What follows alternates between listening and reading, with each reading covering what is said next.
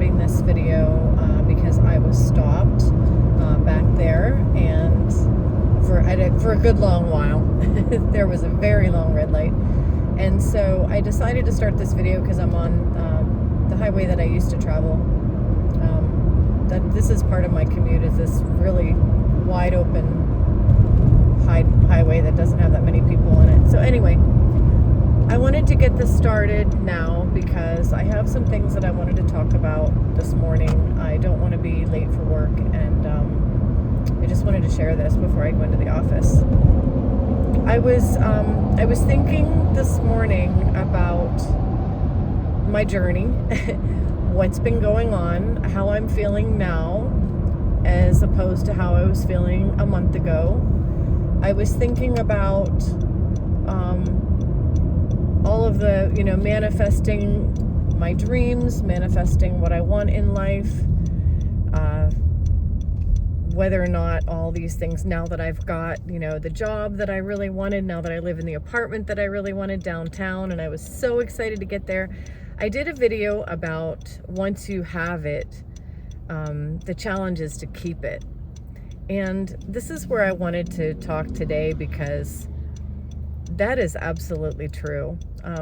My son and I have had these conversations, and I know that in the spiritual world, in the world of quantum, in the world of consciousness, they call it woo-woo when they talk about the collective consciousness and what is in the quantum realm. And, they really can't tie the physical world into the quantum world, into the consciousness yet. They don't have that connection between space, time, and consciousness and what creates us. And that's the mystery of life. I mean, that's the whole mystery of God. But I do know that my son is, he was a biochemist before he went into computer science. And he talks an awful lot. He's always telling me, Mom, it's not like the consciousness connectedness, it's in your biology. It's in, the chemistry in your brain is what causes you to feel certain things. And dopamine, serotonin, the chemicals that flow through you. So yes, when you have happy thoughts and happy feelings, the more happy and upbeat you are, and the more positive you are, the more you're producing. And the more you exercise, the more you're producing dopamine, serotonin, chemicals that run through your brain. And those chemicals that run through your brain affect you. That's why they call things like affective disorder and, depression. Different disorders have a lot to do with the chemistry in the brain. So the manifesting of what you want, as my son described it, and this makes a lot of sense, has a lot to do with, okay, so you're thinking really positive thoughts.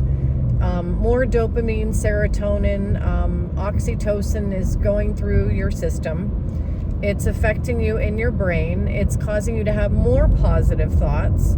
And the more positive you are, and the more good feelings you have about life in general, the more activity you're going to do that relates to producing more good activity. So it's almost like a reciprocal, it's like a cycle.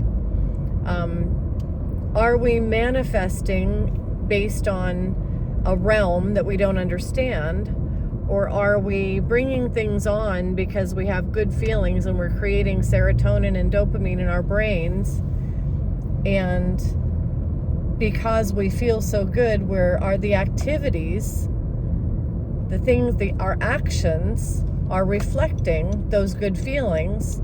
And when we are creating new actions, and our actions bring us more positive things, is it us? Are we the ones that are creating our own happy world, our own happy life, because of our actions? And our actions are affected by our brain chemistry, and our brain chemistry is affected by our thoughts and our feelings. And it's very possible. However, the dividing line comes in where those actions, like for instance, I applied for a job. That was my action. I wanted a job really badly. I applied for a job. The fact that when I applied for the job, the manager who interviewed me just happened to really, really click with me. And the fact that, you know, this just happened to be like the most perfect place ever to work. And the fact that the people here are just the most friendly, kind, amazing, awesome people. That's where the dividing line comes in for me, because I believe that I did look for a job, and I believe that I did get a job. I created a better life for myself by finding a new job. But I didn't make this happen. I didn't make this whole office happen. I had nothing to do with the people here and their and the amazing personalities that I have encountered since working here. I had nothing to do with the human connections that took place once I got here. That wasn't me doing that. I found this place. I was somehow, you know, I applied and I was somehow drawn, and that's where the mystery comes in. So I did the footwork. Yes, I was happy. I wanted a job in, you know, home interior decorating. This is what I wanted to do with my life, and I went through the motions and I did that. My brain chemistry was flowing, the dopamine was rolling, I was feeling good about life. Okay, so I brought that much on. I brought the job interview on. I'll take credit for that. But the rest of it is a mystery to me. Where I walked into, basically, I feel like I walked into a whole different dimension. I feel like I walked out of a life that I was not happy with into a life of just la la land. Like this, it's almost like this isn't even real. It's so great. And I didn't cause all of that. I didn't cause all these people to be here. I didn't cause this company to have the great attitude they have towards their employees. I didn't cause these human connections and these wonderful friendships. I didn't cause that. That's where the law of attraction comes in and kind of boggles my mind. You know, that's the dividing line between taking physical steps and things being biological, physical, physiological, you know, psychological. And then there's a line that's crossed where then it becomes more woo-woo, more quantum, more cellular attraction, more, I don't know, that's where you get into the quarks and the atoms and the black holes and the wormholes and all what creates the universe and what creates life and what creates human connection and emotion and and consciousness and all these things. You know, that's where that line is crossed between what did I do and then what was done on my behalf, despite what I did, just outside of what I did. That line right there is the dividing line. And those are the answers we don't have. The greatest physicists in the world and the greatest, you know, biology majors and the greatest, you know, psychologists and quantum scientists cannot connect that line. They cannot make that jump yet. So anyway, I found that interesting.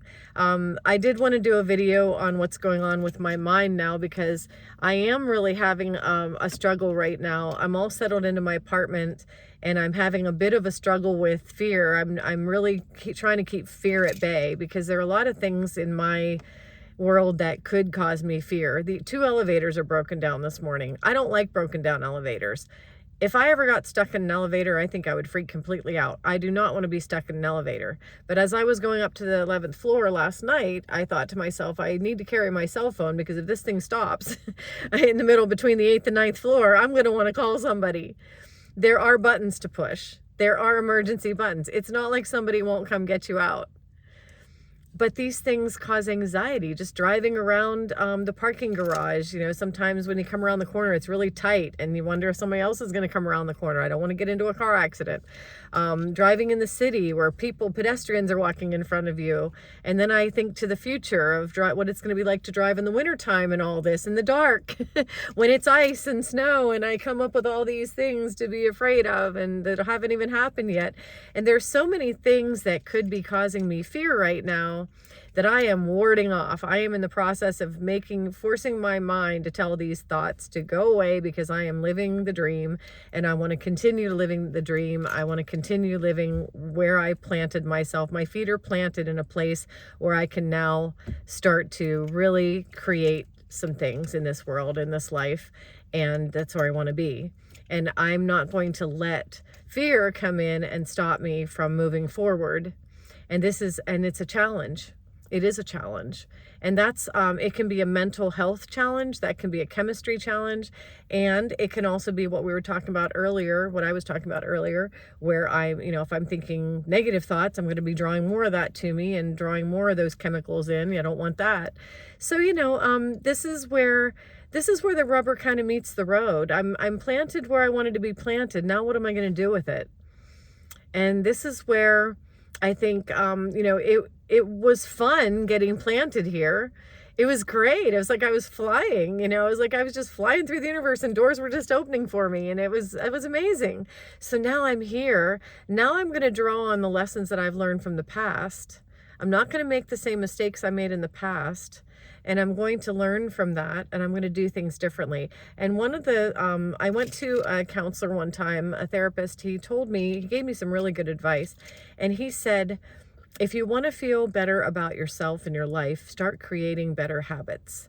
Start creating better patterns, create better habits. And one of the things I'm going to start doing is not watching videos, especially in the morning. I'm going to get up earlier and I'm going to actually get out there. I'm going to do what I didn't do in my last two places and I said I was going to do.